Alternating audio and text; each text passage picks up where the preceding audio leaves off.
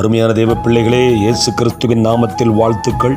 இந்த நாளுக்கான தேவனுடைய வார்த்தை 2 நாளாகமம் 19ஆம் அதிகாரம் 11ஆம் வசனம். யோசபாத் ஆசாரியர்களையும் லேவியர்களையும் இஸ்ரவேல் வம்ச தலைவர்களையும் பார்த்து சொன்ன வார்த்தை, நீங்கள் திடமனதாயிருந்து காரியங்களை நடத்துங்கள், உத்தமனுக்கு கர்த்தர் துணை என்றார்.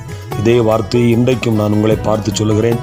நீங்கள் உத்தமர்களாயிருந்து திடமனதோடு கர்த்தரை நம்பி உங்கள் காரியங்களை செய்யுங்கள். அது வியாபாரமாக இருக்கலாம், ஊழியமாக இருக்கலாம், ஏதாவது வேலையாக இருக்கலாம், உங்கள் குடும்ப காரியங்களாக இருக்கலாம். எந்த காரியங்களாக இருந்தாலும் உத்தமர்களாயிருந்து உத்தம இருதயத்தோடு கர்த்தரை நம்பி திடமனதாயிருந்து காரியத்தை நடப்பியுங்கள்.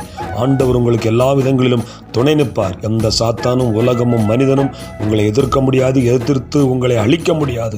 ஆகவே உத்தம இருதயத்தோடு கர்த்தரை நம்பி திடமனதோடு காரியத்தை நடப்பியுங்கள். கர்த்தர் உங்களுக்கு துணை நிற்பார். கர்த்தர் இந்த வார்த்தைகளால் உங்களை ஆசீர்வதிப்பார். God bless you.